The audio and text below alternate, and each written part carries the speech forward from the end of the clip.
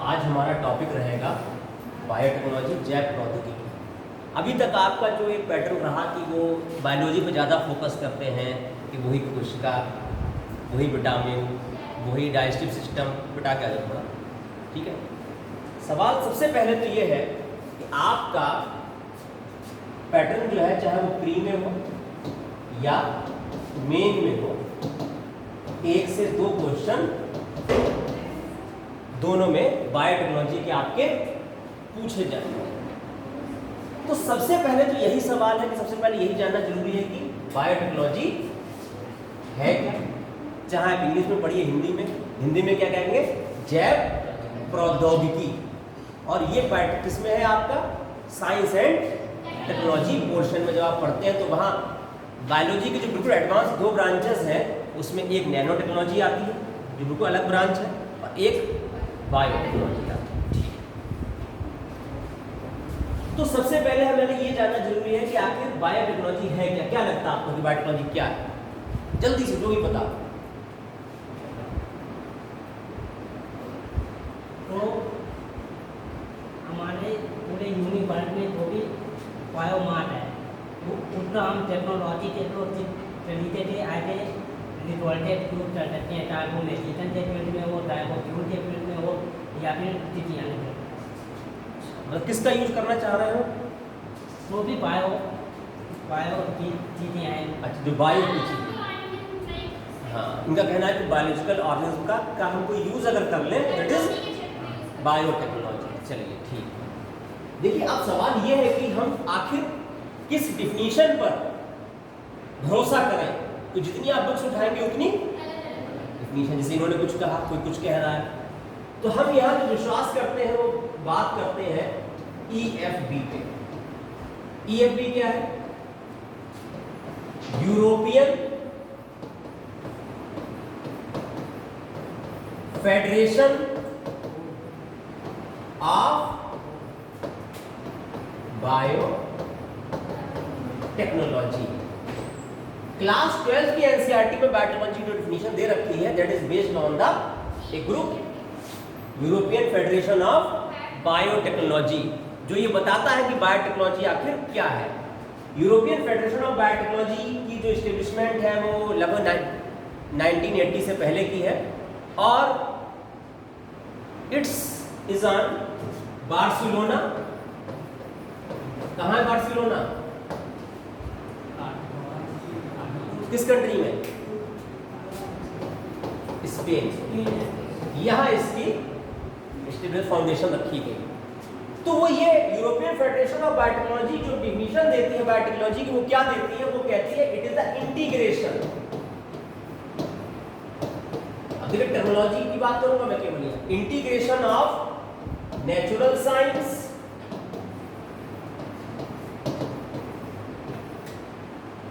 With organism, cell, part thereof, molecular analog। अब देखिए वजह ये है कि इन टर्म को आप ज्यादा हिंदी में अगर पढ़ेंगे बायोलॉजी को एक दिक्कत आएगी। मान लीजिए हम आपसे कह दें संप्रेषण होता है, आप हिंदी में संप्रेषण नहीं, एक जनरल एग्जाम्पल में उसको डिस्क्राइब जल्दी नहीं कर सकते, तो हम मिक्स में बात करेंगे, हिंदी में भी और इंग्लिश में भी। For product and service.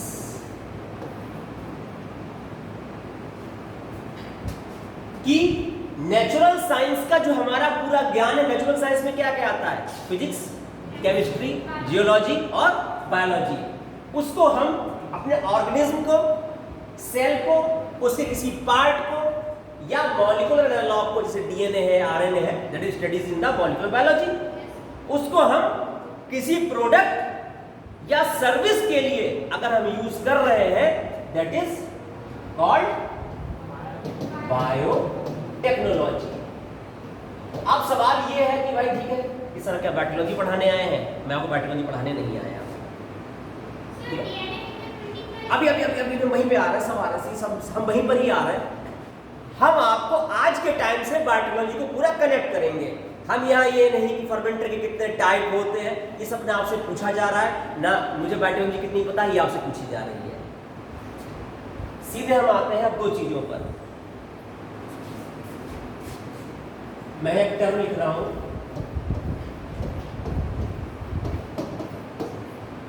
आपको बताना है ये क्या है, बस।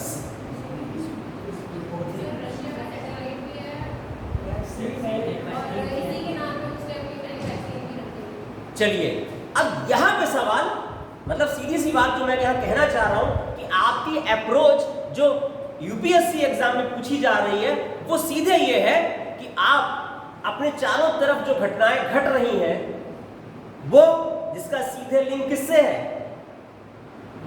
बायोटेक्नोलॉजी से, उससे आपसे सवाल पूछा जाएगा।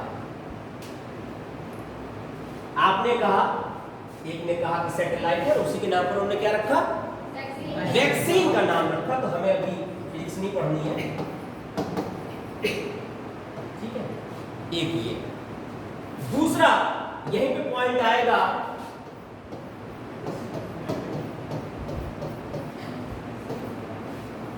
पिछले हम लगभग 2-3 साल से 2020 से इन दो टर्म से हमारी जिंदगी बहुत ज्यादा जुड़ी हुई है। दूसरा क्या है, ये क्या है, कोरोना का टेस्ट। आपने कहा reverse transcription polymerase chain reaction, बहुत बढ़िया बात है, ठीक है। तो इसका मीन्स है कि it is a technique for molecular diagnosis. कि अभी तक क्या होता था कि हमसे जब डायग्नोसिस की बात की जाती थी, ये पता करने की कौन सी डिजीज हमें हुई है, बट आपको नहीं दिख रहा हो साइड में आ जाइए, अगर कैमरा पड़ रहा हो कोई सी दिक्कत नहीं है, बोर्ड ना दिख रहा हो। तो ये जो हम बात कर रहे हैं बार बार कि बायोटेक्नोलॉजी में हम किसी ऑर्गेनिज्म, उसके किसी प्रोडक्ट, मतलब उसके पार्ट को हम किस लिए, प्रोडक्ट के लिए और किसके लिए, सर्विस के लिए। अब देखिए आप वैक्सीन यूज कर रहे हैं, ये प्रोडक्ट है, आपको एक शीशी में बंद आपको बेच दिया गया, लेकिन पीसीआर क्या है, एक सर्विस है, डायग्नोसिस। आप जाते थे अभी तक पैथोलॉजी लैब में, मेरे साहब हमें ब्लड टेस्ट कराना है, यूरिन टेस्ट कराना है, पहले ये मेथड थे। स्पुटम टेस्टिंग है, आपका फीकल मैटर से जो रिलेटेड स्टूल टेस्टिंग है, लेकिन हम पहली बार इंडिया में मास लेवल पर कहां तक पहुंचे कि हम मॉलिक्यूलर डायग्नोसिस की टेक्निक को अपने वेलफेयर के लिए, ह्यूमन वेलफेयर के लिए यूज करने लगे। जहां क्या करते हैं, हमारे नेजल ट्रैक्ट से म्यूकस निकालते हैं, अगर उसमें वायरस का डीएनए होगा तो वो आइसोलेट होगा। अब सवाल यहां पर है कि अगर वायरस वो है जिसमें डीएनए होता हो, देखिए सवाल यहीं पे घूम गया, तुरंत करेक्शन। बोले साहब मॉलिक्यूलर डायग्नोसिस टेक्निक है एनसीईआरटी में, जब आप एनसीईआरटी खोलेंगे क्लास 12th के लिए तो आपको तो वहां भाई साहब पीसीआर पढ़ाया गया है। क्या पढ़ाया गया है, पीसीआर। और वहां ये लिखा गया है कि बायोटेक्नोलॉजी के एप्लीकेशन में जैसे एग्रीकल्चर है, मेडिसिन है, तो उसमें मेडिसिन में जब डायग्नोसिस में आप आते हैं तो वहां पीसीआर का जिक्र है कि सर ये तो जिक्र है, फिर तो हम क्या करें। तो उनकी वजह क्या है कि हम पीसीआर ना करके क्या कर रहे हैं, क्योंकि जो हमारा कोरोना वायरस है उसके अंदर जेनेटिक मटेरियल है, वो क्या है, आरएनए। और पीसीआर की दिक्कत ये है कि पीसीआर स्टडी करता है केवल किसको, तो नेजल ट्रैक्ट से जो सोर्स ऑर्गेनिज्म का, हमने जिस पैथोजन का, डिजीज कॉजिंग ऑर्गेनिज्म जो होते हैं उन्हें क्या कहते हैं, पैथोजन। उनको जो हमने निकाला उसके अंदर क्या आया, पैथोजन, मतलब वायरस का आरएनए। और ये क्या पढ़ता है, तो मॉलिक्यूलर बायोलॉजी में आरएनए से डीएनए बनने की प्रोसेस को हम कहते हैं रिवर्स ट्रांसक्रिप्शन। क्यों, क्योंकि मॉलिक्यूलर बायोलॉजी जो हमारी पूरी बायोलॉजी की ब्रांच है, अभी बता रहा है, मॉलिक्यूलर बायोलॉजी की जो ब्रांच है उसका एक सेंट्रल डोग्मा होता है। सेंट्रल डोग्मा का मतलब ये है, ये जो आपके डीएनए का पहला मॉडल डबल हेलिकल मॉडल किसने दिया? वाटसन और क्रिक ने। ठीक है, वाटसन अभी जिंदा है, मरे नहीं, मैं पहले बता चुका हूं एक बार। और क्रिक ने ये सेंट्रल डोग्मा दिया और उन्होंने बताया कि जो इंफॉर्मेशन है वो ऐसे चलती है कि डीएनए से आरएनए, आरएनए से प्रोटीन, कभी बाईपास नहीं हो सकती। तो डीएनए से आरएनए बनने की प्रोसेस को हम कहते हैं ट्रांसक्रिप्शन, और आरएनए से प्रोटीन बनने को कहते हैं ट्रांसलेशन। अब चूंकि हम बना रहे हैं आरएनए से डीएनए, तो ट्रांसक्रिप्शन का रिवर्स है ये, that is the called reverse transcription.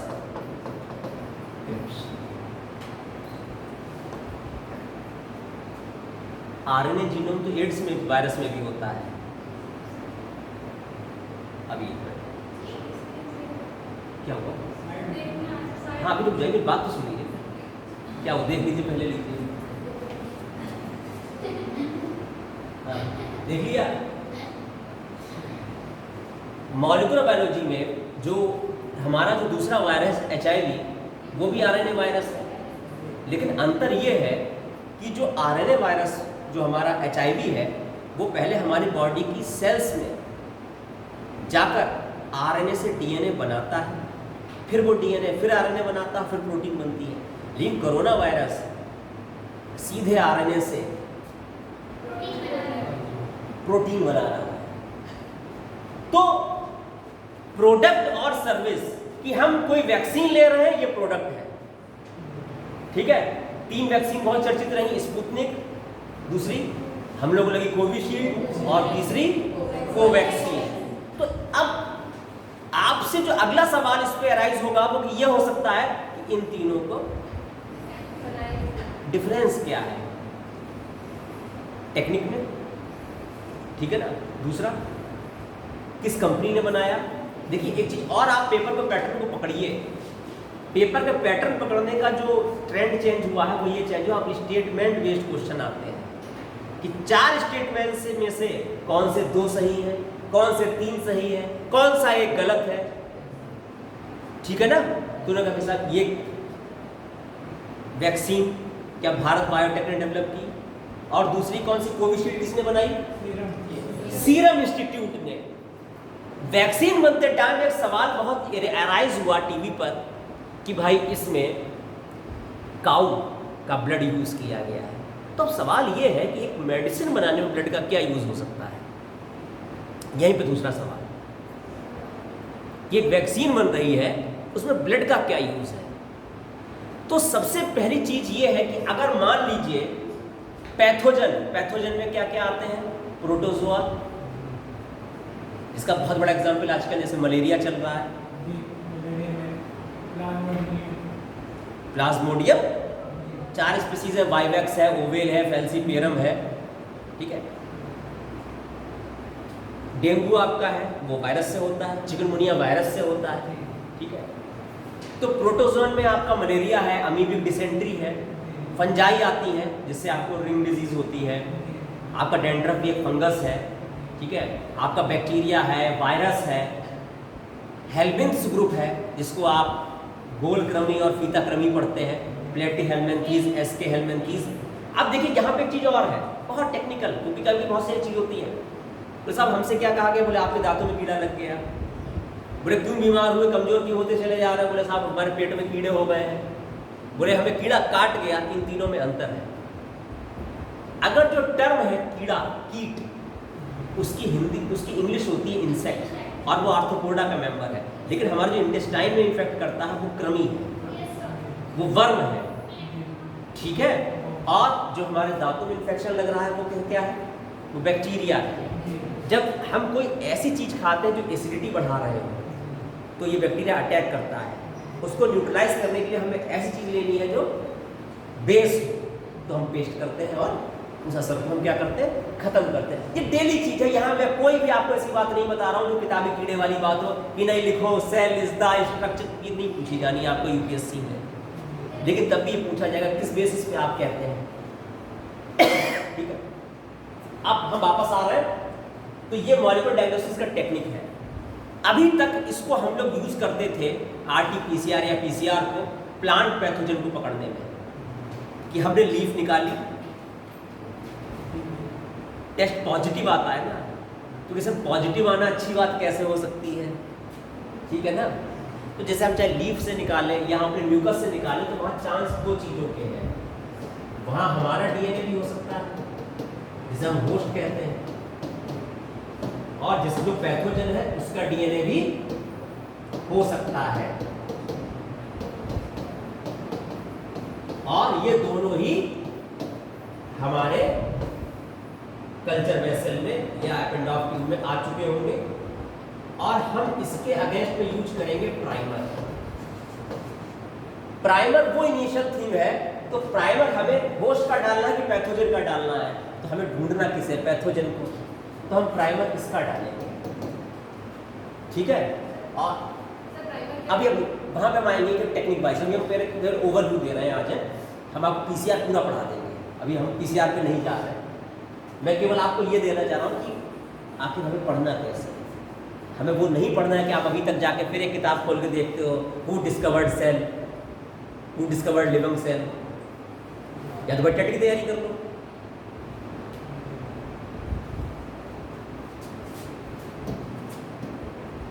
तो अगर ये DNA अवेलेबल होगा उस, तभी तो ये बाइंड करेगा, और इसकी मल्टीपल कॉपी क्या होती रहेंगी, तैयार। तो क्या, तो वो पूछना ये चाह रहे हैं, क्या आपके प्राइमर ने मल्टीप्लाई किया, एम्पलीफाई किया, फिजिक्स से पढ़ते ना एम्पलीफायर, तो आप कहते हैं यस पॉजिटिव जो हमने प्राइमर दिया था उसका यूज हुआ, तो आपको मतलब पैथोजन आपकी बॉडी में था।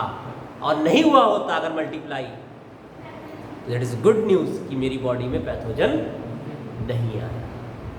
ऐसी एक टेक्निक है ELISA technique, antigen antibody interact करते हैं, आपको हम सब बाद में बात करेंगे, हम और चीज़ों को देखेंगे।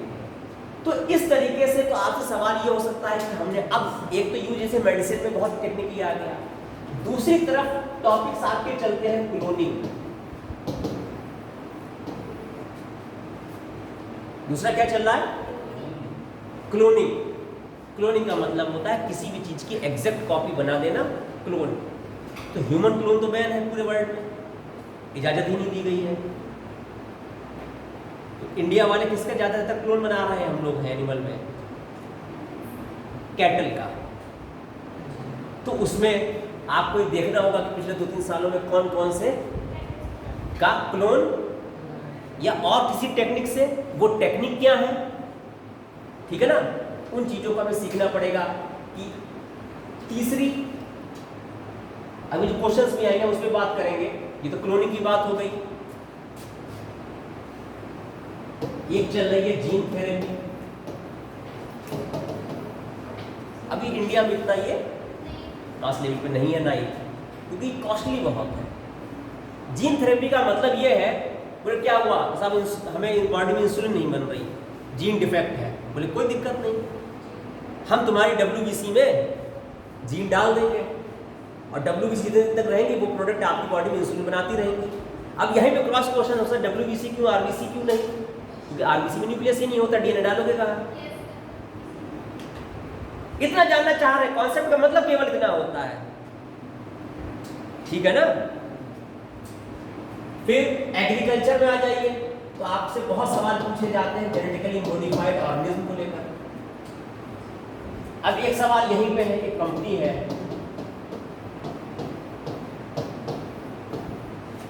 मॉन्सेंटो, सुना है ना, BT cotton, BT brinjal, BT mustard. अब हम लोग जो थे लगभग 2002 या 2003 के पास की बात है, अरे कि भाई एक कंपनी है माहेको, ठीक है ना, उसने भाई इंडिया में BT ब्रिंजल तैयार कर लिया है। हम लोग बड़े कूदे, लेकिन साहब फंडिंग कौन कर रहा था, मॉन्सेंटो। बीटी कॉटन तो फेल हो चुकी, तो फेल होने के रीजन क्या थे? तो आपको ये सारी व्यवस्थाएं पता होनी चाहिए कि हाँ हमारे हिंदुस्तान में बीज खरीदा जाता है जब कोई नई वैरायटी आता है, उसके पीछे क्या है, लोन की प्रोसेस है, बीज कैसे खरीदा जाता है, कौन कौन सी तरीके हैं। तो ये सब चीज़ें जो बिल्कुल रोज की है और वो किससे रिलेटेड है? बायोटेक्नोलॉजी से रिलेटेड है। एक और सवाल आते हैं, एक टेक्निक है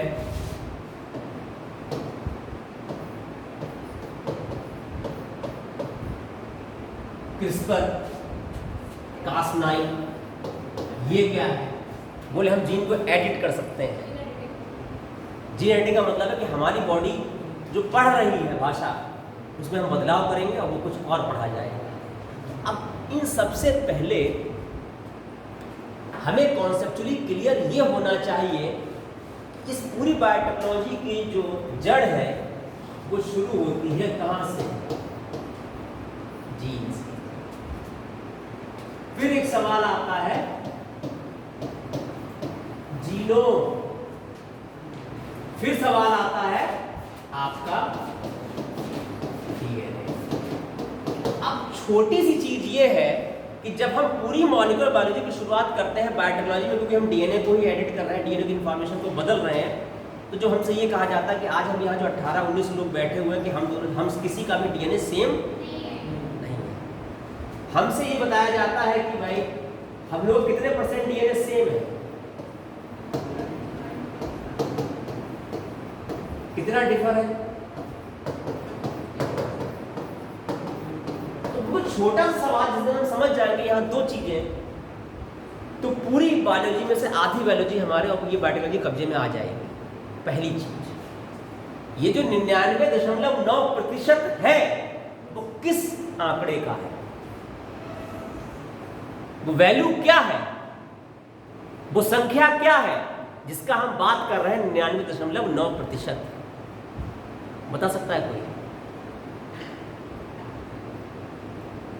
कि जो आप बार बार एक गणित में बात कर रहे हो, जैसे हम ये कहते हैं कि साहब जैसे हम सवाल ये पूछते हैं बेटा कितने % नंबर आए, बोले साहब इस पेपर मेरे 95% मार्क्स हैं। बोले पेपर कितने का था? बोले 25 नंबर का था।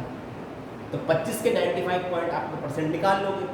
लेकिन जो है आप ये 99 पॉइंट और 0.1% बता रहे हो, किसका है, किस वैल्यू का है? वो अंक क्या है? हमारा डीएनए। डीएनए में क्या अक्षर, वो अक्षर क्या है? दूसरा सवाल यहीं पे, जब हम आपसे बात कर रहे हैं कि हमारा डीएनए डिफर है, तो डिफर क्या है? रंग तुम्हारा काला है, मेरा हरा है, इनका गुलाबी है, इनका गाढ़ा गुलाबी है, ये डिफर क्या है? हम जब बार बार हमें ये किताबों में पढ़ाया जा रहा है कि हम सबके डीएनए में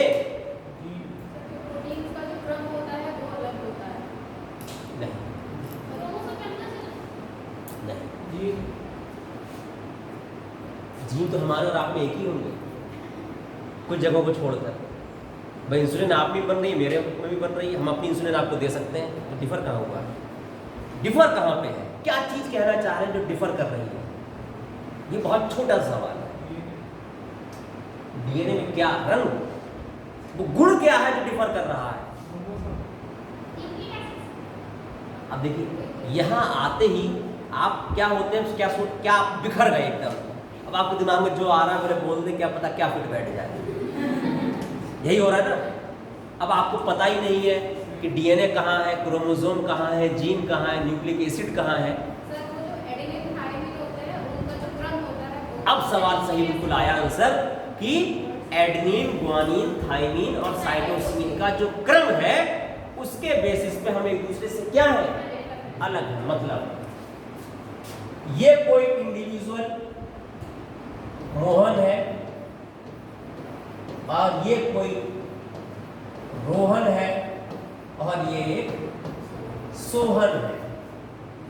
जनरल एग्जामिनर हम लोग पहुंचे तो बोले साहब ये कहां पर अंतर है? बोले साहब बाकी चीज तो कॉमन है, यहां पर क्या है? तो हम कहेंगे इनका जो नेम का फर्स्ट लेटर है वो डिफर है, बाकी बचे हुए लेटर। तो अब इनका डीएनए बना लें एग्जाम्पल।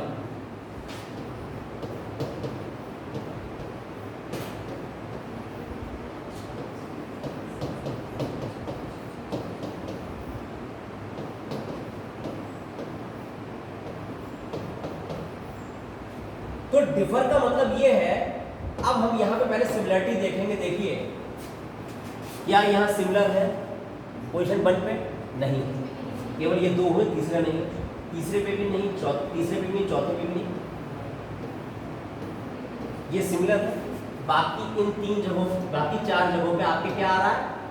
अंतर आ रहा है। तो अभी जो आप बार बार बात कर रहे थे, आपने कहा डीएनए फिंगरप्रिंटिंग, वो हमें तभी समझ में आएगी जब हम ये चीज समझेंगे। डीएनए एडिटिंग और डीएनए सीक्वेंसिंग। तो ये सीक्वेंसिंग की बात कर रहे हैं, सीक्वेंस क्या है। दूसरा यहीं पे आप तुरंत पूछना चाहिए कि सर ये कहां तक जाएगा। अभी तो आपने केवल कितने बनाए हैं? 9। ये जाता है 3.3 multiply by 9 billion. Sorry, billion तो हो ही गया, 3.3 बिलियन। इसका 99%, 99.9%, इसका 0.1% सेम है। जैसे मान लीजिए यहां 8 में से 4 लेटर सिमिलर है और 4 लेटर डिफर है, तो हम कहेंगे 50% सिमिलरिटी, 50% डिफरेंस। इस तरीके से हम सब एक दूसरे से अलग हैं और एक किसी भी जगह पे अंतर आने से हम एक दूसरे से क्या हो जाते हैं? डिफर हो जाते हैं। इस टर्म को हम बायोटेक्नोलॉजी में कहते हैं सिंगल न्यूक्लियोटाइड पॉलीमॉर्फिज्म। वो कॉन्सेप्ट हमारा बेस है SNP किसका? डीएनए फिंगरप्रिंटिंग का। डीएनए फिंगरप्रिंटिंग का मतलब है कि पहले हम तो क्या करते थे? फिंगरप्रिंट, क्या निशान लगवाते थे हाथ के और उससे चोर को पकड़ते थे। फिर हम आए किस पे? डीएनए फिंगरप्रिंटिंग पे। अब एक नया सवाल, फिंगर ही क्यों, फुटप्रिंटिंग क्यों नहीं? अब तुरंत आपके दिमाग में आ जाएगी फुटप्रिंटिंग क्या होती है। तो पढ़ते टाइम जब आप बायोटेक को पकड़ेंगे, आप कुछ चीजों की बेसिक नॉलेज होनी चाहिए, वो भी हम बात करेंगे, और कुछ जो बिल्कुल आपकी नॉलेज वो कहाँ काम आ रही हो आपकी आज की साइंस पर। तो ये डेली आपका, जैसा भी आपने केवल इसलिए बताया कि आप 2 साल तक इन 2 टेक्निक से, पूरे वैक्सीन से और डायग्नोसिस से, PCR से पूरा आपको पढ़ा। अब यहीं पर छोटा सवाल फिर आ सकता है जिसको हम समझना चाहिए हमें कि वैक्सीन आखिर क्या होती है।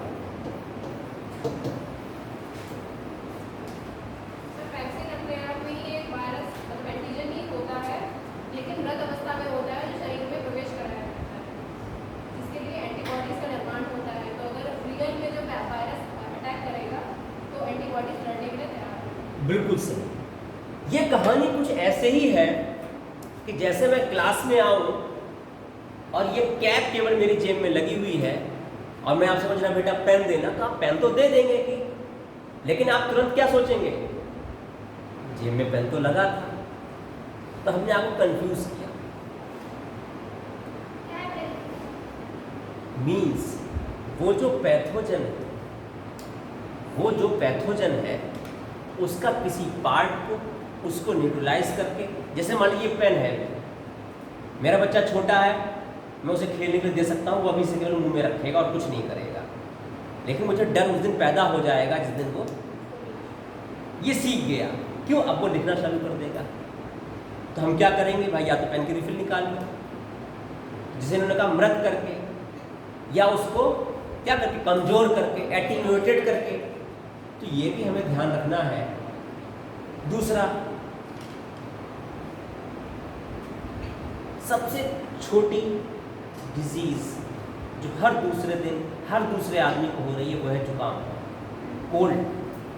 क्या कोई वैक्सीन है इसकी? क्यों? तो बहुत छोटी सी थी।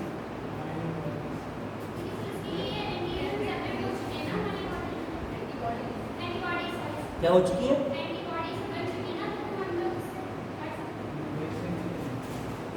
अच्छा, फिर दूसरा रीजन बताइए। पोलियो में तो आप पहले बच्चों को पिला देती हैं वैक्सीन, है? टिटनेस की आप चोट लगने के बाद वैक्सीन क्यों लगवाती हैं? सांप कटने के बाद फिर उसके बाद भी इंजेक्शन क्यों लगवाती हैं?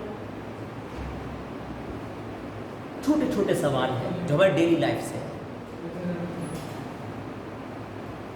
ठीक है ना। तो हम कहां पर थे?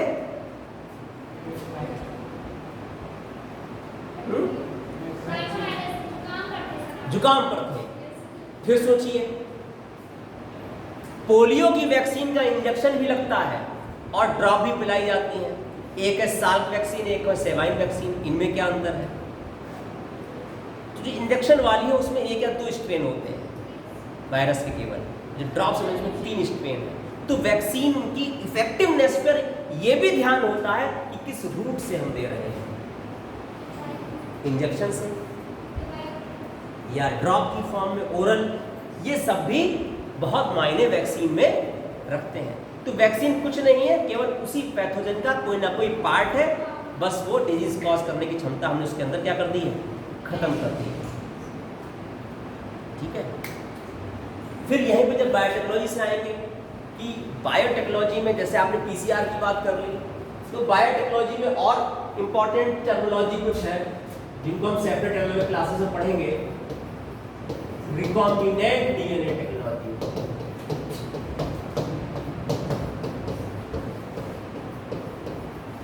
री मतलब दोबारा, कॉम्बिनेशन, कॉम्बिनेशन में कॉम्बिनेशन बनाना, किसका? डीएनए का। मतलब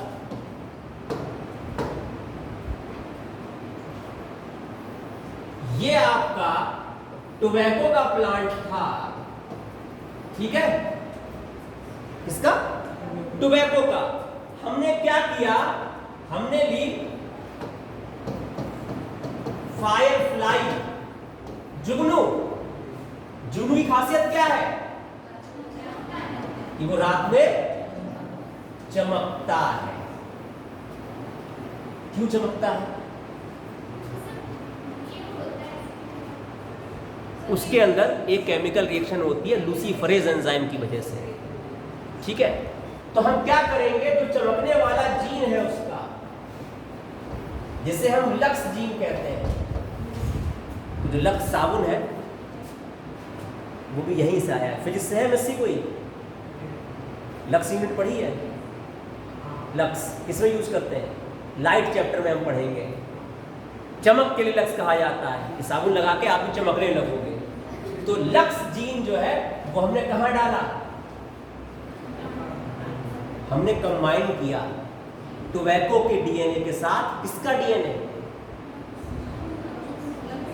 लक्स जीन, जो कहां से निकाला? जुगनू से।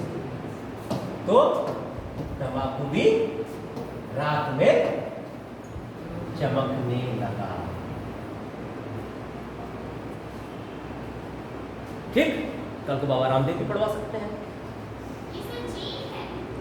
जीन है मतलब डीएनए, कल को बाबा रामदेव भी पढ़वा सकते हैं। आप करोड़ों में पैसा लेके जाएंगे, चढ़ावा चढ़ाएंगे जाके कि चमकने लगे। मीन्स कि हम कोई भी जीन कहीं से निकालकर किसी भी ऑर्गेनिज्म में डालकर जब नया कॉम्बिनेशन तैयार करें उसे क्या कहते हैं? Recombinant DNA. कोई भी 2 सोर्स, बीटी कॉटन में हमने कॉटन और एक बैक्टीरिया बैसिलस थ्रूजेनेसिस का जीन मिलाया, ठीक है। लेकिन दिक्कत कहां है कि डालने के बाद वो एक्सप्रेस होगा कि नहीं होगा। जनरल एग्जाम्पल, अब आप मुझे ले जाओ अपने घर में बैठा लो कि सर आप उतनी फ्लुएंसी से आप पढ़ाइए जितने मेहनत से आप कॉलेज में पढ़ा रहे थे। जरूरी नहीं कि हम उतनी फ्लुएंसी से आ जाए। क्यों? हम वहां एक्सप्रेस नहीं हो पा रहे, वरना फिर तो ये होता कि हम क्लोरोप्लास्ट का जीन अपने अंदर डलवा लेते और धूप में थोड़ी देर खड़े होते और अपना भोजन हमारा तैयार होने लगता। लेकिन इस पॉसिबिलिटी पे दुनिया काम कर रही है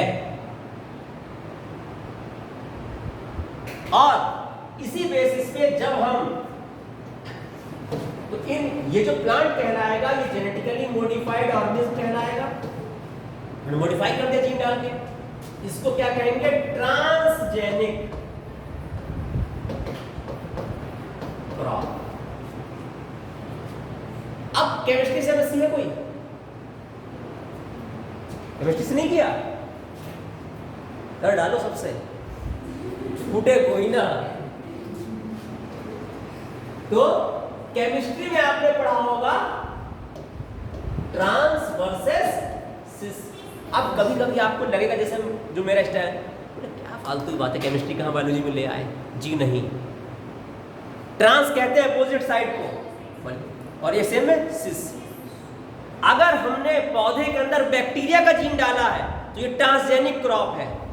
लेकिन इनके खेत में एक तंबाकू हो रही थी जिसमें पत्तियां लाल हो रही थी, मेरे खेत में टोबैको जो थी उसकी पत्तियां हरी हो रही थी, मैंने वो लाल वाला जीन अपने वाले में डाल के अपनी पत्तियां भी लाल कर ली, सिसजेनिक क्रॉप कहलाएगी। उसी स्पीसीज का जीन उसी में डालना, जैसे आप पढ़ते हो ना ऑर्गन ट्रांसप्लांट भी आएगा बायोलॉजी में कि भाई हृदय किसने ट्रांसप्लांट पहली बार किया, या अभी हाल ही में हृदय प्रत्यारोपण किसने किया है, किस अस्पताल में हुआ, डॉक्टर क्या नाम था उसका, मरीज।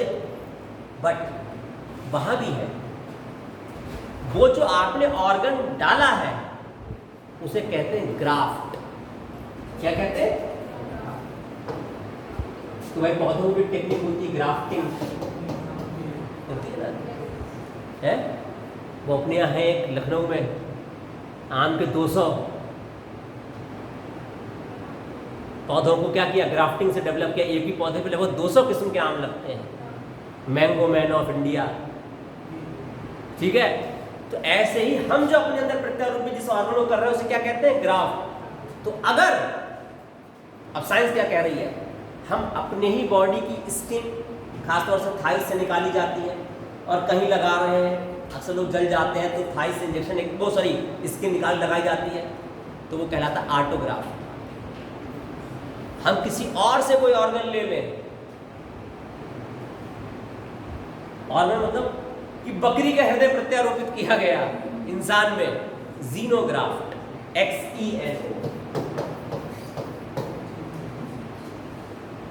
किसी और इंडिविजुअल से ले लें, ह्यूमन ही हो, एलोग्राफ्ट। तो ये चीजें देखिए, मैंने इतनी देर में आपसे कहीं भी वो बात नहीं की जो किताबों में लिखी हुई वाली बातें हैं। यही बायोटेक्नोलॉजी की अप्रोच जब आप लेके आएंगे तभी आप अपने सवालों को सॉल्व। तो इसमें जो सिलेबस है वो सीमित है।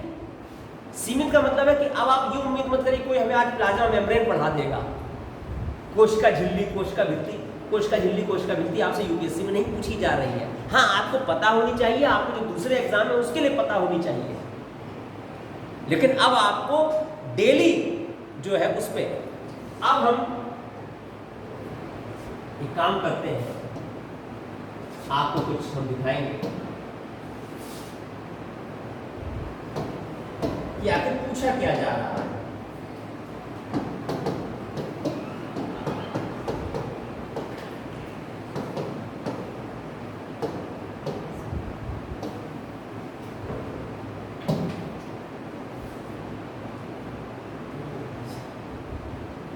ऐसे नहीं आएगा तो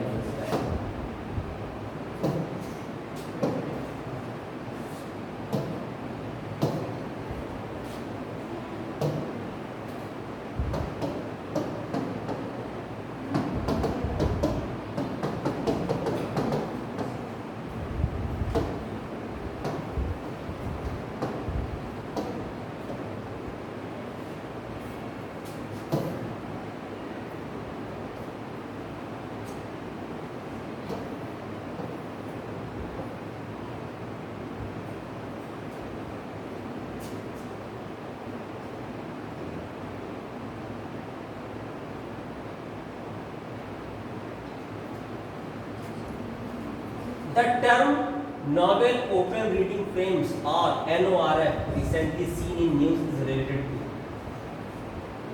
genomic region, gene reading microscopes, genetic study exchange program, gene study lab। अब एक छोटा सा एक अप्रोच समझिए, बहुत इंपॉर्टेंट। ये क्वेश्चन आपका ऑटोमेटिक लग गया। क्या ऑटोमेटिक? आपसे एक बिल्कुल सिंपल क्वेश्चन, बहुत सरल क्वेश्चन पूछा जा रहा है और आप देखिए अक्सर स्टूडेंट ये गलती करते हैं कि हमने आपसे पूछा भारत की पहली महिला प्रधानमंत्री कौन थी। एमसीक्यू तो बोलने दो पहले, ठीक है। जवाहरलाल नेहरू, लाल बहादुर शास्त्री, इंदिरा गांधी और नरेंद्र मोदी। तो आपको पता है तो आपने सीधे लगाया क्या, नरेंद्र मोदी। दूसरा सवाल यहीं पे जो चीज अप्रोच आपको, जैसे कॉन्सेप्ट थोड़ा सा कहते हैं, ये तो रटने वाली बात होगी, पढ़ के आए थे, पढ़ा था तो हो गया। यहीं पे सवाल मतलब ब्रिटेन का हो जाता तो, यही अमेरिका का हो जाता तो आपको यहाँ पकड़ना ये था, इन 4 नाम में महिला का नाम एक ही है। तो इस ठीक यहाँ पर वही चीज हो रही है कि वो क्या जानना चाह रहे हैं, वो ये जानना चाह रहे हैं कि जो नोबेल ओपन रीडिंग फ्रेम है, अगर आप मॉलिक्यूलर बायोलॉजी में थोड़ी सी बात कर लें, जब जीन की बात करते हैं तो रीडिंग फ्रेम जो होते हैं वो क्या चीज है, ये सब आगे की छोड़ दीजिए। वो कोई रीजन है, क्षेत्र है, वो माइक्रोस्कोप है, वो कोई प्रोग्राम है, जैसे गवर्नमेंट कोई प्रोग्राम रिलीज करती है, या वो कोई लैब का नाम है। तो एक्चुअल में ओपन रीडिंग फ्रेम ये कहते हैं कि जब आरएनए से प्रोटीन बन रही होती है तो कौन कौन से 3 न्यूक्लियोटाइड से हमें अमाइनो एसिड बनाना है, उनको हम ओपन रीडिंग फ्रेम कहते हैं। तो ये केवल जगह है, क्षेत्र है, ना ये माइक्रोस्कोप है, ना कोई प्रोग्राम है, ना ही ये लैब है। अब जल्द जेल में नहीं जा रहे हैं, इसका बायोटिक्स हाइड्रोपोनिक्स का कोई डायरेक्ट अभी नहीं है। ये हंटर सिंड्रोम है, ये तो सब अभी हम ये कुछ बायोलॉजी में उन्होंने ऐड कर दी है। Which of the following statements are not true about Biotech Kisan program. अब देखिए, नहीं पूछ रहे कि प्लाज्मा मेम्ब्रेन किसने डिस्कवर की थी। तो जो गवर्नमेंट का एक प्रोग्राम है Biotech Kisan, it aims to stimulate entrepreneurship and innovation in farmers and empowers women farmers. It is implemented by ministry of agriculture and farmers welfare. अब आपको बताना है कि ये 2 स्टेटमेंट है, इनमें से कौन सा सही है, कौन सा गलत है। तो वो कह रहे हैं कि केवल स्टेटमेंट नंबर 1 सही है। डिटेल में आप जाएंगे, Biotech Kisan program is a farmer centric scheme for farmers developed by and with farmers under the department biotechnology ministry of science and technology. अब ये बड़ा इंपॉर्टेंट चीज है, फंडिंग एजेंसी। इंडिया में जो साइंस के लिए आपकी एसोसिएशन है, जो गवर्नमेंट की बॉडी है, ministry of science and technology, उसके अंडर में है डीबीटी, डिपार्टमेंट ऑफ बायोटेक्नोलॉजी। तो बायोटेक के जो भी प्रोग्राम, जो भी स्कीम आएंगी, उसको फंड कौन करेगा? डीबीटी से। मतलब इवन यहाँ तक कि जैसे यहाँ कॉलेज है हमारा, अगर हम ये लेना चाहें कि सर हम ऐसा है कि बहुत छोटी छोटी चीज़ें हैं, जैसे आप एक सॉइल रिकग्निशन पढ़ते होंगे कि हम कैसे एक बंजर जमीन को उपजाऊ जमीन में बदल सकते हैं, बंजर जमीन को। तो हम गवर्नमेंट से ये कहें कि सर मुझे कुछ फंडिंग चाहिए, अब मेरे पास एक प्रोग्राम है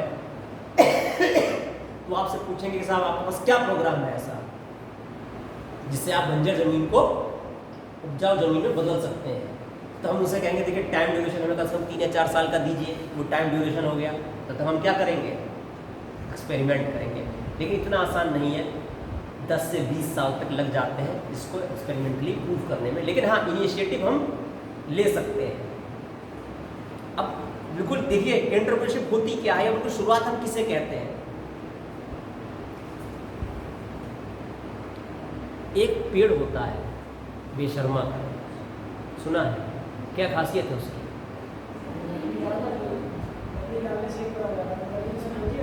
इन्होंने जैसे कहा कहीं भी बड़ा हो जाता है, तो हमारी ज़मीन में तो कहीं भी हो गई है। हमारी ज़मीन उपजाऊ बची ही कहाँ है? जब इसके अंदर ये ताकत है ये कि कहीं भी उग सकता है तो उगो। आप कोई हमसे, अब देखिए बहुत आसानी चीज़, बोले अगला स्टेटमेंट रख दिया, भारत में इसकी वृहद खेती की जाती है। बोले जी नहीं, खेती नहीं है, जंगली है, खेती कोई नहीं करता। बोले उद्यानों में उगाया जाता है। बोले जी नहीं, अपने आप उगता है, रोड के किनारे आपको या तालाब किनारे मिल जाएगा उगाता। जैसे आपको क्वेश्चन पूछेंगे यूपीएससी में, गुच्ची को लेकर पूछेंगे तो एक कवक है, तो उसमें स्टेटमेंट यही गलत था क्या? कि इसकी खेती की जाती है, जंगली है। गुच्ची जो था एस्कोमाइस्टीज का मेंबर है, नॉर्चेरा। हाँ, तो हम वापस आ रहे हैं। तो हमने यहाँ जो बात हम कहना चाह रहे हैं वो ये कहना चाह रहे हैं कि एक बंजर जमीन पड़ी है, एक उपाय हमने खोजा, क्या? बेशर्मा पेड़। बोले साहब हम 2 साल तक तो इसे केवल उगाएंगे। उगाने से ये होगा कि इसमें ऑर्गेनिक कंटेंट जो है वो क्या होगा, सॉइल में बढ़ेगा। सॉइल में ऑर्गेनिक कंटेंट क्या होगा, तो बाहर से कहीं फर्टिलाइजर या ऑर्गेनिक कंटेंट मिलाने की जरूरत नहीं है। धीरे धीरे उसमें ऑर्गेनिक मास क्या होता चला जाएगा। इस सॉइल बनने में देखिए, मिट्टी बनना भी एक पढ़ना पड़ेगा, ज्योग्राफी में आप जाएंगे कि नीचे से इनऑर्गेनिक चट्टानें टूट के आ रही हैं, ऊपर से ऑर्गेनिक मास गिर रहा है, दोनों मिक्स होते हैं, तब सॉइल की पतली सी लेयर, फर्टाइल लेयर तैयार हो पाती है। तो वो तो हमारा कौन काम कर रहा है, तो सरसों तो उग नहीं सकती थी, बेशर्मा हो सकता था, जैसे इन्होंने कहा कि हर जगह। ठीक। दूसरा ही सवाल, एक चट्टानी इलाका है तो वहां लाइकेन उग सकते हैं।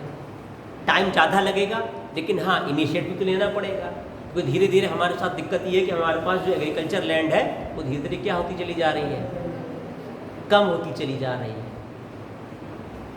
ठीक।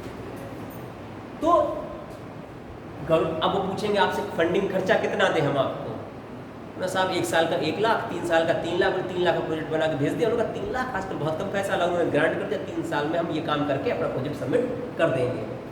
इसी तरीके से डीबीटी अपना काम करती है। अब देखिए बड़ा अच्छा सवाल, रंजीत सब-1, स्वर्णा SB1 और बहादुर SB1 वैरायटी है किसकी।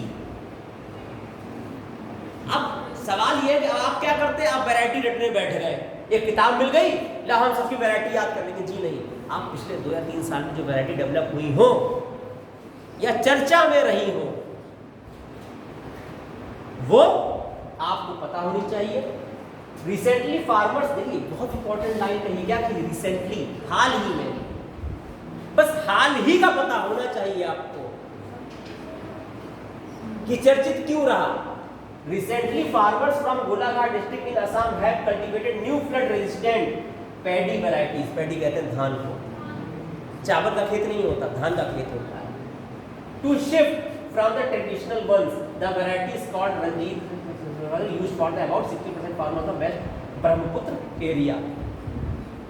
तो ब्रह्मपुत्र एरिया में आपकी ये वैरायटीज क्या हो रही है, किसानों ने इसलिए। तो अब यहां आपको इसके पीछे भी एक सवाल छुपा होना चाहिए कि जो डेवलप की है नई वैरायटी, कौन सी टेक्निक यूज की है। अब आप तुरंत आप पढ़ाई भूल गई और इन टॉपिक को सर्च करने में 5 या 10 मिनट से ज़्यादा आपको नहीं लगना चाहिए कि नई वैरायटी बनाने की टेक्निक क्या क्या है। सबसे पहली है इंट्रोडक्शन। इंट्रोडक्शन का मतलब होता है हम कहीं घूमने गए, हमने देखा अच्छा तुम्हारे सेब लगा है, बड़ा अच्छा फल है, लाओ हमने बीज ले आए, उगाए, उग गया, तो ये क्या कहलाएगा, इंट्रोडक्शन। ठीक है ना। सिलेक्शन, हमारे खेत में हम लोग क्या करते हैं, अभी भी टेक्निक यूज है, जो अच्छा बीज होता है, जो अच्छा गेहूं निकला हजारों लाखों पौधे में, उसको बचा के रखते हैं। गन्ना जो मोटा हुआ उसको बचा के रखा सेलेक्ट करके, और अगली बार हमने उसी को बोया। सिलेक्शन। हाइब्रिडाइजेशन, वो जो मेंडल ने किया था, एंथर कट करके इमास्कुलेशन और बैगिंग। ठीक है। और आपका म्यूटेशन ब्रीडिंग जो MS स्वामीनाथन ने की। अब आपसे ये नहीं पूछेंगे भारत में हरित क्रांति का जनक कौन है, who is the father of green revolution. आपसे पूछेंगे क्या उन्होंने गामा रेस पर वर्क किया था। 4 पॉइंट दे देंगे, कौन से 2 सही है। क्या he was the scientist in the Pusa institute, Pusa institute का नाम है, तभी पूसा नाइट, मतलब वैरायटीज जो बनती हैं, तो उन्होंने गामा रेस का यूज करके क्या बनाई थी, वैरायटीज बनाई थी। फिर टिश्यू कल्चर आया, और आज हम किस पे आ गए, ट्रांसजेनिक क्रॉप पे, जहां हम यूज कर रहे हैं रिकॉम्बिनेंट DNA टेक्नोलॉजी। किसी का भी जीन निकाल के और कहीं भी एक और पूरा टोमेटो, ऊपर पोटैटो लगेंगे, सॉरी नीचे पोटैटो लगेंगे और ऊपर टोमेटो लगेंगे। तो भाई वो पूछेंगे भाई किस टेक्निक से डेवलप किया गया, किस कंट्री ने डेवलप किया। 4 पॉइंट देके आप इंसुलिन लगाते हैं। अब इंसुलिन का बड़ा अच्छा सवाल है कि जहां आपका एक पॉइंट आता है इथिक्स, नैतिकता। तो जब हम लोग इथिकल बायोटेक्नोलॉजी पर आते हैं तो साहब की इथिकल, लीगल, ये सब क्या है। बोले इथिकल और लीगल 2-3 चीजें हैं। जैसे आपने कहा कि सर मेरी बहन को बायोलॉजी पढ़ा दीजिए, या कॉलेज में किसी टीचर ने कहा कि सर मेरे बच्चे को बायोलॉजी पढ़ा दीजिए, मैंने पढ़ाया और अगले दिन मैंने, सुनो भाई इन सर के बच्चा पढ़ नहीं रहा ही है, तो पहले बाप पिता को बताएंगे ना। तो आपने क्या किया, साहब आपने गलत किया, तो दूसरे को नहीं बताना चाहिए था, इथिकली रॉन्ग किया। या आप गए क्या डॉक्टर के पास आप ब्लड ग्रुप चेक कराने, उन्होंने कहा कल 2 बजे रिपोर्ट ले लेना, 2 तो बाद में बचेंगे। सुबह दैनिक जागरण आया, शाहजहानपुर में मिला पहला एड्स पेशेंट, उसने आपके टेस्ट पे HIV भी लगा दिया ब्लड पे। तो आप साहब ये बात गलत थी, शादी आदि होने दोगे कि नहीं होने दोगे, आपने तो नाम छाप दिया।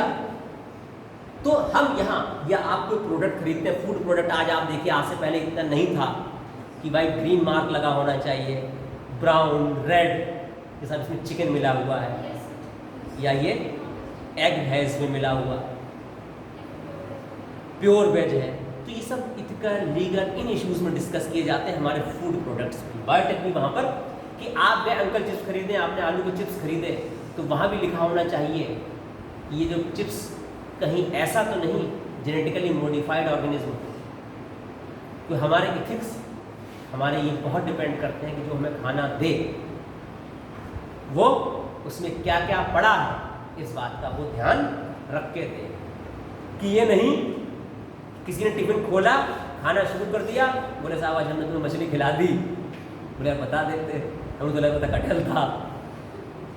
तो ये इथिक्स में आता है, इथिकल बायोटेक्नोलॉजी भी होती है। बायोपायरेसी एक टॉपिक है। बायोपायरेसी का मतलब यह है कि संसाधन हमारे, कब्जा किसी दूसरे का।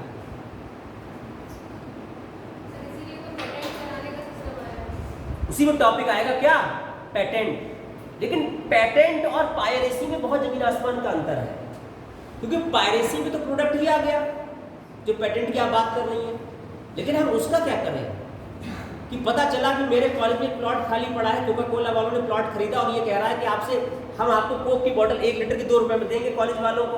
आप तो खुश हैं कि कोक की बोतल जो बाजार में 60 रुपए की मिल रही है, हमें कितने में मिल रही है, 2 रुपए की। 10 साल में वाटर ले ली, उन्होंने हमारा आधा नीचे पहुंचा दिया। जो आज हम पानी 100 फीट पे ले रहे हैं, कल को 200 फीट पहुंच गया। तो उन्होंने क्या किया, हमने केवल 2 रुपए के लालच में अपना पूरा संसाधन दूसरे कंट्री को, इसमें पॉलिसीज आती हैं, पायरेसी की है, पेटेंट की पॉलिसी है। तो हमें अपने चारों तरफ की जो भी चीज़ें घटित हो रही हैं उनका सीधे रिलेशन हमारी बायोलॉजी से, लाइफ साइंस से, जेनेटिक्स से, बायोटेक्नोलॉजी से कैसे कैसे हो रहा है, हम केवल उसको ही पकड़ के चलना है। तो आने वाले लेक्चर्स में जो हम बात करें, जैसे अभी आपने तो अच्छा टॉपिक है कि हम अगली बार क्या पढ़ें, PCR, और PCR में भी किसे, RT-PCR, वैक्सीन है हमारा, बायोपायरेसी है, क्रिस्पर टेक्नोलॉजी है। ठीक है, अभी देखिए और कुछ चीजें हैं। अब ये देखिए आ गया एक और question, consider the following statements regarding genetically modified seeds in India.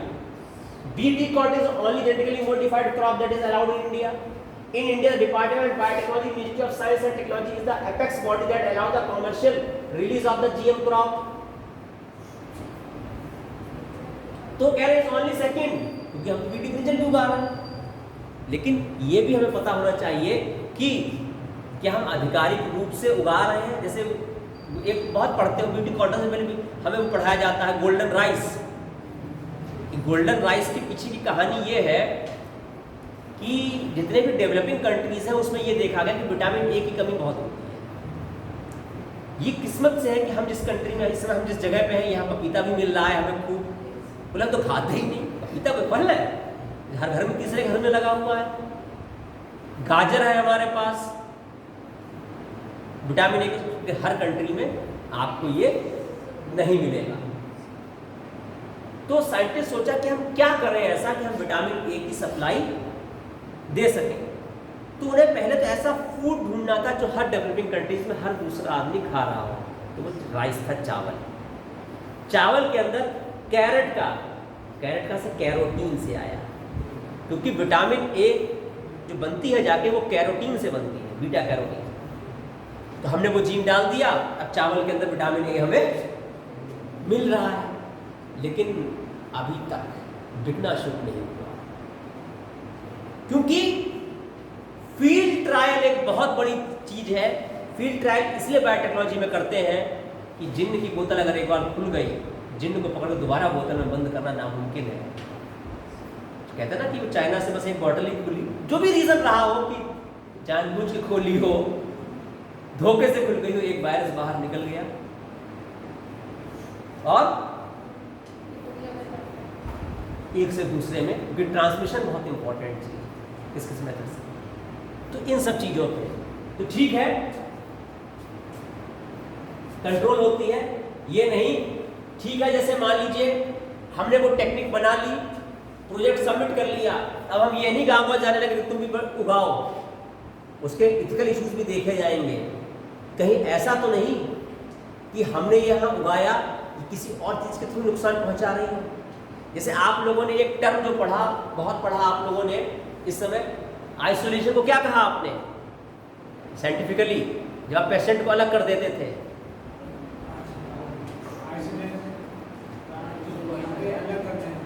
नहीं, आइसोलेशन तो किया, एक टेक्निक, एक नाम और यूज हुआ, क्वारंटाइन। तो क्वारंटाइन हम लोग बायोलॉजी में यूज करते थे, प्लांट पैथोलॉजी में, कि जब बाहर से कहीं से गेहूं धान ये सब लेके आते हैं तो कहीं कोई संक्रमण तो साथ में नहीं आ गया। जैसे एक ग्रास है, कौन सी, कैरेट ग्रास, क्या कहते हैं उसे, पार्थीनियम। ऐसा बताना किसी किसी ने पार्थीनियम देखी, रोड छोड़ो, वो देखो सामने से यहाँ से दिख रही है, वाइट कलर छोटे उसको होते, तो वीड है। अब वो आगे पता चला, उसको कांग्रेस ग्रास भी कहते हैं। पर साहब कांग्रेस शासनकाल था भाई, इसलिए कांग्रेस ग्रास भी कह दिया। राहुल गांधी के समय में आएगी तो राहुल ग्रास कह देंगे। नहीं, ये कॉन्सेप्ट यही है कि नाम कैसे रखे जाते हैं।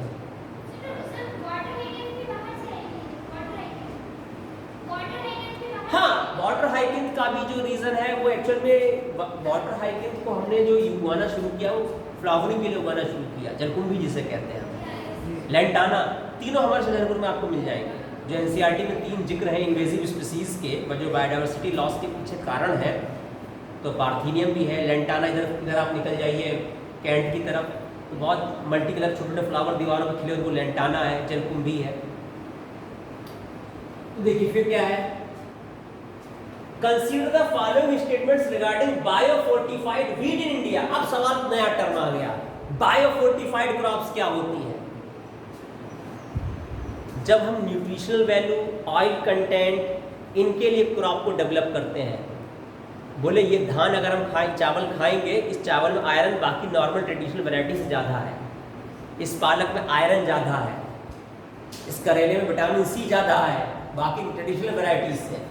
So this is called biofortified crop, and that technique is called biofortification. Max 402 is the only biofortified wheat variety in India. The Max 402 is also in कृषि विज्ञान के प्रोग्राम। ये आपको ये चीजें तभी क्लियर होंगी जब आप फिर देखिए, consider following statements regarding genome India project. अब एक प्रोजेक्ट ह्यूमन जीनोम प्रोजेक्ट आया था 1990 में, हाँ, और फिर आपका ह्यूमन माइक्रोबायोम प्रोजेक्ट आके खत्म हो गया, क्रेग वेंटर ने उसको खत्म कर लिया। अब ये क्या है, जीनोम इंडिया प्रोजेक्ट, एक collaboration of Indian institute to enable new efficiencies in medicine, agriculture, life science in India. It is inspired by human genome project. तो देखा ठीक है, दोनों के लिए है और इसका लाभ तीनों फील्ड में मिलेगा, मेडिसिन में भी, एग्रीकल्चर में भी। और तो जब आप केवल एज ए न्यूज़ जानने की इच्छा से जब अपने टॉपिक को पढ़ोगे तो आप बहुत कुछ कर ले जाओगे, बहुत कुछ। तो कॉन्सेप्ट जब आप समझ लोगे चीज को लेके, तो कॉन्सेप्ट का मतलब ये नहीं है हमेशा जो आप हमेशा समझ लेते हो, cell is the structure and function of life is called cell. It is not concept, ये आप केवल रट रहे हैं, ठीक है ना। कॉन्सेप्ट ये हुआ, बोले वायरस जो है वो नोज़ में ही क्यों इंटरेक्ट हुआ और क्यों नहीं कहीं से आया, क्योंकि इन सब चीज़ों के रिसेप्टर होते हैं। जैसे मान लो कोई बाहर चिल्ला रहा हो टीचर बहुत तेज, तो आपको क्या मतलब, चिल्लाने दो, मेरा टीचर तो नहीं चिल्ला रहा ना, मैं क्यों कपकपाऊं। हाँ मैं चिल्लाऊंगा अंदर कुछ कहता बैठ जाओ खड़े हो जाओ, तो आप क्यों, मैं मॉलिक्यूल और आपके अंदर रिसेप्टर है उसका। वह घर घर का दरवाजा ना आपके लिए खुल जाएगा, या आप जरा ऐसे किसी क्लास में जरा किसी दूसरे कॉलेज में जाके बैठ जाइए आराम से, वो नहीं घुसने देगा या थोड़ी देर भगा देगा, क्यों, वहाँ पर रिसेप्टर ही नहीं है रिसीव करने वाला। तो हर वायरस का क्या होता है, रिसेप्टर, ये सब बेसिक चीजें हैं। व्हाट इज प्रोजेक्ट मानव, ये भी डीबीटी का प्रोजेक्ट है। तो यहाँ जो पूरी चीज बार बार जो आज के लेक्चर की जो बेसिक वजह थी वो केवल मैं इसलिए मैंने किया, वरना कोई ये शेड्यूल्ड नहीं है तो आपको एक घंटा खाली जाता। तो ये देखिए साहब क्यों नहीं, मैं जब ये पूरी अप्रोच होती है बायोटेक्नोलॉजी की कि हम बार बार दो चीज़ें लेना चाह रहे हैं, प्रोडक्ट और सर्विस। अब हिस्ट्री में आप जाएंगे कि आप पढ़ने बैठे कि साहब हमें किताब खरीद के लाएंगे, बायोटेक्नोलॉजी पढ़ेंगे, बात शुरू होगी कोई ईरान के बॉर्डर से कि वहाँ के लोगों ने पहली बार शराब बनानी शुरू की ना, फिर हमारे घरों में सिरका बनाना शुरू हुआ, माँ ने दही बनाना शुरू किया। नहीं मैं वही बताना चाह रहा हूँ ना, वो यूरोपियन कंट्रीज में जाएंगे आप, हमने नहीं किया ना। तो वहां से जाके जब है वो ईरान इराक का ही बॉर्डर उधर का एरिया पड़ जाता जाके उधर है उसी तरफ। तो दैट इज आल्सो बायोटेक्नोलॉजी। जहाँ कहते हैं ना कि वो हमने घरों में गन्ने का रस ला के रखा, दादी माँ इंतजार कर रही है, कीड़े पड़ गए, तो कीड़े कुछ तो बैक्टीरिया है, तो हम बैक्टीरिया को अपने वेलफेयर में यूज कर रहे हैं। दही आप जमा रहे हैं, क्या है, बैक्टीरिया है। तो जो आप एक चम्मच वो उसमें जामन डाल रहे हैं, साइंस में उसको इनाकुलम ही कहते हैं कि एक मीडिया हमने लिया है और उसमें हम क्या डाल रहे हैं, बैक्टीरिया। लेकिन अभी बड़ा इंटरेस्ट, जहाँ से हमें चीज छोड़ी थी वहाँ पे बड़ा इंटरेस्टिंग सवाल था, जो हमने बात जहाँ पे छोड़ गया सवाल इतना याद आ गया, वो जो बात हमने ब्लड वाली की थी कि ब्लड का क्या यूज वैक्सीन बनाने में, वो ये यूज था अगर हमें अभी फंगस उगाने हैं तो आप कुछ मत करिए, बाजार से ब्लड खरीद लाइए, पानी भिगोइए, यहाँ रख जाइए, अगले दिन तक सुबह तक आपको उसमें फंगस ग्रो करता वो दिख जाएगा, क्योंकि फंगस तो घूम रहा है हमारे बाजार में, स्पोर जनरेट मीडिया मिल गया उसे, बैक्टीरिया उगाने हैं वो भी ग्रो करते मिल जाएंगे। लेकिन आप वायरस को कल्चर मीडिया पे ग्रो नहीं कर सकते। एनिमल वायरस एनिमल सेल पे ग्रो करेगा, प्लांट वायरस प्लांट सेल पे ग्रो करेगा। इसका मतलब वायरस कल्चर करने से पहले हमें एनिमल सेल कल्चर करनी पड़ेगी और प्लांट सेल कल्चर करनी पड़ेगी। तो एनिमल सेल कल्चर में जो मीडिया यूज होता है उसमें हम सीरम मिलाते हैं जिसका सोर्स एनिमल ही होता है, यहां पर यूज है इसको ग्रो कराने में सेल को, ठीक है। तो ये सारी चीजें हमें बिल्कुल क्लियर होनी चाहिए कि भाई इंडिया में डीबीटी है एक ऑर्गेनाइजेशन, जिस तरह आपने पेपर का पैटर्न मैंने दिखाया, कौन कौन सी ऑर्गेनाइजेशन है, ठीक है ना, कहाँ क्या काम हो रहा है। अब डीएनए फिंगरप्रिंटिंग पे तब तक बहुत जल्दी चांस नहीं रहेगा कि जब तक हाल ही में कोई केस ना, अब हाल ही में केस का क्या मतलब है कि अभी कुछ दिनों पहले साइरस मिस्त्री का एक्सीडेंट हो गया, सीट बेल्ट नहीं लगाए जाते थे, तो ये कॉन्सेप्ट उसके, अब इसके पीछे दो सवाल आपसे मतलब पूछे जा सकते हैं। एक रूल एंड रेगुलेशन क्या कहता है सीट बेल्ट का, और दूसरी इसके पीछे की टेक्नोलॉजी क्या है। सीट बेल्ट एयर बैग कैसे रिलेशन है कि जब तक आप सीट बेल्ट नहीं लगाए होंगे एयर बैग आपके, तो वो क्या सिस्टम है, सेंसर लगा है, क्या चीज़ें, कोई पिन लगी हुई है जो एकदम खुलती है और एयर बैग खुल जाते हैं। ये सवाल अराइज हो सकता है। तभी कहते हैं कि जो अच्छे पेपर है वो इसी चीज, भाई जैसे द हिंदू है वो अलग बात है कि जैसे इंग्लिश पेपर, लेकिन ठीक है आप नहीं पढ़ सकते इंग्लिश, कोई बात नहीं है, लेकिन आपने पेपर से ये तो देख लिया कि ये अखबार डिस्कस कर रहा है साइरस मिस्त्री के खत्म होते हैं किस चीज़ का, एयर बैग का, तो कम से कम एयर बैग को हिंदी में तो पढ़ ही लेना। कैसे क्या क्या नियम है, किन गाड़ियों में होता है। जब ये अप्रोच केवल जानने की इच्छा, जैसे हम लोग नेट की कोचिंग कराते हैं, बच्चे हमारे आते हैं एमएससी करके लाइफ साइंस है, बस हमें नेट की तैयारी कराते हैं, एमएससी इंट्रेंस की तैयारी कराते हैं जेएनयू की। हम उसे केवल एक चीज़ ये कहते हैं, तुम्हारी इच्छा है।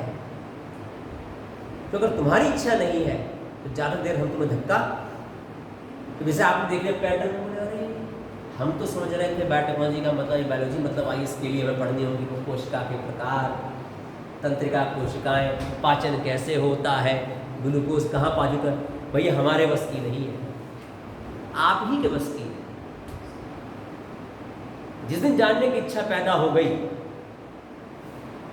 तो पहले बनने की इच्छा पैदा हो, हमें ये बनना है, फिर जानने की इच्छा।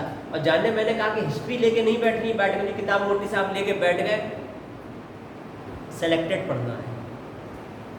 उसकी भी किताबें हैं, लेकिन सेलेक्टेड में भी सेलेक्टेड होना ये है कि आपने जो भी किताब खरीदी तो पिछले साल की थी, तो वहाँ पीसीआर तो मिल जाएगा कि आरटीपीसीआर वहाँ मिल रहा है, क्योंकि हम तो आरटीपीसीआर पे आ चुके हैं। कब तक हम एनसीईआरटी घोटते रहेंगे पीसीआर पीसीआर पीसीआर?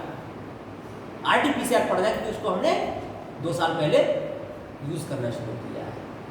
ठीक है, प्रेगनेंसी किट आती है, कौन सा हार्मोन होता है जो वो चेक कर रहे हैं यूरिन में, ठीक है ना, वो टेक्निक क्या है, क्या उसके पीछे एलाइजा है या उसके पीछे नहीं, मैं एक एग्जाम्पल बता रहा हूँ, उसके पीछे क्या टेक्निक है, बस वो आपसे इतना ही जानना चाह रहा है।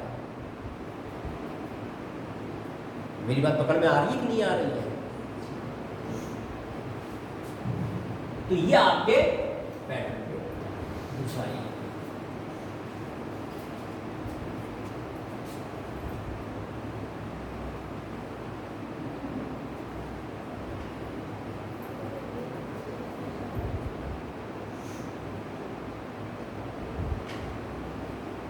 बस 5 मिनट और। अब देखिए मैं उसको जान नहीं रहा हूँ ज़्यादा अभी, 1-2 क्वेश्चंस की बात जिसमें केवल जैसे उन्होंने कहा एलईडी सीएफएल, तो आप रोज यूज कर रहे हैं ना, आप घरों में एलईडी भी लगी है, मुझे कहते नहीं आप मार्केट में गए बोले कौन सा एलईडी चाहिए कि सीएफएल, बोले अंतर होता है, बस वही आपको पता होना चाहिए। समझे मेरी बात? ब्लू रे डिस्क क्या है, तो ये सब ये तो साइंस की बाकी चीजें हैं। अब जैसे वही चीज, जैसे हम लोग बैठे थे एक दिन बहुत पहले, तो हमारे डायरेक्टर सर बोले कि वो भाई साहब क्यों बाहर बैठे हुए हैं लैपटॉप लिए, कॉलेज की छुट्टी हुई है। तो मैंने कहा जैसे मान लीजिए बाहर ही कोई लैपटॉप बैठे चला रहा हो, तो मैंने उन्हें बताया कि सर ये वाईफाई चला रहा है। बोले ये क्या होता है, तो हम बताने लगे कि साहब 9 मीटर तक रेज आती हैं, और मतलब तो उन्होंने कहा कि सुनो, मेरी डांट पड़ी, मैं फिजिक्स एमएससी हूँ, हिंदी का नहीं हूँ, मुझे केवल ये बताओ वाई और फाई का मतलब क्या है। भाई ब्लूटूथ आप यूज़ करते हैं ना, वाईफाई आप यूज़ करते हैं, दोनों में क्या अंतर है? अब देखिए बायोटेक्नोलॉजी की ओर आ गई, ये जेनेटिकली इंजीनियर्ड, अब देखो बहुत जितनी देर मैंने आपको चीज़ें अभी 1 घंटे डिस्कस की हैं, a genetically engineered form of brinjal known as the BT brinjal. अब तो आप जेनेटिकली इंजीनियर समझ गए कि डीएनए से हम छेड़छाड़ करेंगे, काटा पीटा कहीं का जोड़ा। Has been developed, the objective of this is, क्यों बनाया गया? तो पहला है to make it pest resistant, to improve its taste and nutritive qualities, to make it drought resistant, to make its shelf life longer. अब आप अगर 12th के एनसीईआरटी की बायोटेक्नोलॉजी उठाएं तो उसमें सबसे पहले दे रखा कि बायोटेक्नोलॉजी का यूज जेनेटिकली मॉडिफाइड ऑर्गेनिज्म में किस एम को लेके करते हैं, कि चारों एम डिस्कस है, एक उसमें एम बायोफोर्टिफिकेशन भी है। तो पहला है पेस्ट रेजिस्टेंट। तो जो मैं एग्जांपल अक्सर बताता हूँ अपने बच्चों को भी, कि जब हम बैगन खरीदने जाते हैं तो सबसे पहले देखते हैं कि छेद तो नहीं है बैगन में। क्यों छेद क्यों नहीं, कि अंदर क्या लार्वा तो नहीं बैठा हुआ है, सुड़ी जिसे हम लोग कहते हैं। तो उन्होंने कहा कि अब हमने ऐसा ब्रिंजल बना दिया है कि अगर कोई कीड़ा आया भी और पत्ती को पहली बार काटा भी वहीं खत्म हो जाएगा। That is a pest resistant. ना हम बैगन की वहाँ न्यूट्रिटिव वैल्यू बढ़ा रहे हैं उस एम में, क्योंकि बीटी का मतलब ये बैसिलस thuringiensis के अंदर पेस्ट रेजिस्टेंट जीन होता है जिसे हम क्राई जीन कहते हैं। क्राई का मतलब क्रिस्टल। जैसे वहां रोशनी बढ़ाने के लिए कौन सा जीन निकाला गया? Lux gene. तो कीड़ों कीट को मारने के लिए क्राई जीन। क्राई का मतलब क्रिस्टल। तो ये बाकी 3 एम। शेल्फ लाइफ लॉन्गर, तो हमारे यहाँ भी अपना हमें एम समझना होगा। शेल्फ लाइफ लॉन्गर का मतलब क्या है? शेल्फ लाइफ लॉन्गर का मतलब है कि टमाटर है, टमाटर जो है हम अक्सर सोचते हैं कि ताजा ले ले, जल्दी यूज कर ले, ज्यादा दिन तक हम उन्हें स्टोर, तो वहां जब टोमेटो में होगा तब शेल्फ लाइफ से मतलब है उसका कि वो धीरे धीरे पके। तो एक टमाटर बनाया गया था फ्लेवर सेवर टोमेटो, वो देरी से पकता था, तो वहां पर ये ठीक नहीं होगा, वहां ये ठीक होगा। अभी आपने जो राइस की वैरायटी पढ़ी वो किसके लिए थी?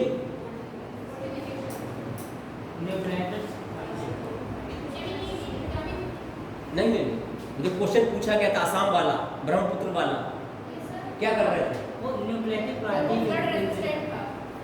फ्लड रेजिस्टेंट, बाढ़ से प्रतिरोध से बचने के लिए कि ब्रह्मपुत्र की बाढ़ आके हमारी खराब कर देती है आके। कारण ढूंढो पहले, फिर देखो।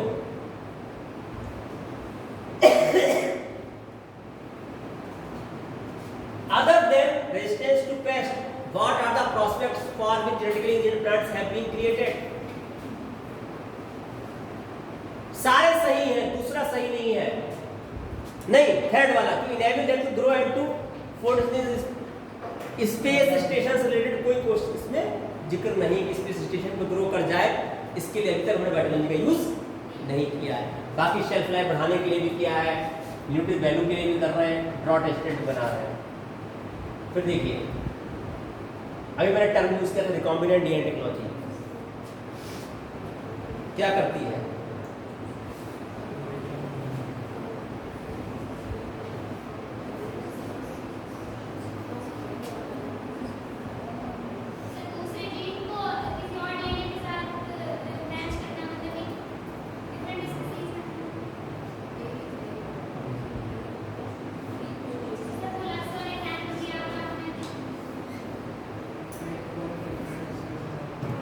अब मुझे आंसर पे इसके डाउट हो रहा है क्योंकि यहाँ तीनों ही सही होने चाहिए।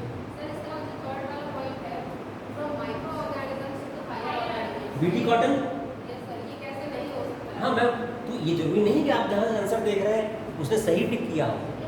तो इसके लिए तभी कहते हैं, एक चीज़ और है जो हम लोग के फ्रेंड भी अक्सर कहा करते थे या जो हम लोग बात करते हैं, किताब में क्या दे रखा है, जैसे जो प्रीवियस क्वेश्चंस के होते हैं, तो उससे बेहतर यही कि आपके पास प्रीवियस ईयर का क्वेश्चन पेपर ओरिजिनल होना चाहिए और उसकी ओरिजिनल आंसर की होनी चाहिए, क्योंकि क्या बेचा जा रहा है आपको भी नहीं पता। यहाँ तक कि मैंने यहाँ तक भी ऑब्जर्व किया है, आंसर नहीं निकल रहा तो उन्होंने उसकी वैल्यू ही बदल दी और ये भी दिखा दिया कि 1996 में सवाल पूछा गया है।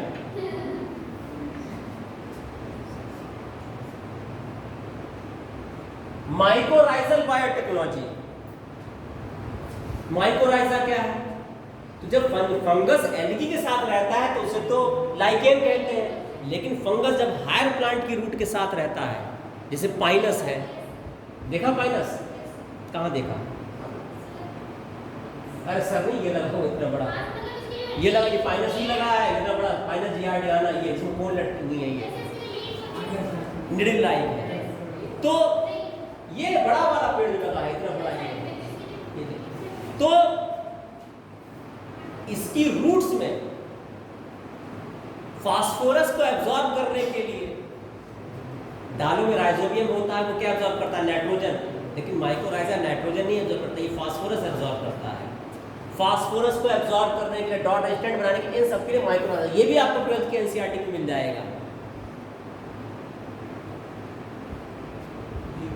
देखिए फिंगरप्रिंटिंग की आगे बात, तो मतलब जो पूरा यहाँ पे मेरा व्यू है, यहाँ पे जो कहने का, वो इस बात को लेकर है कि आपको ज़्यादा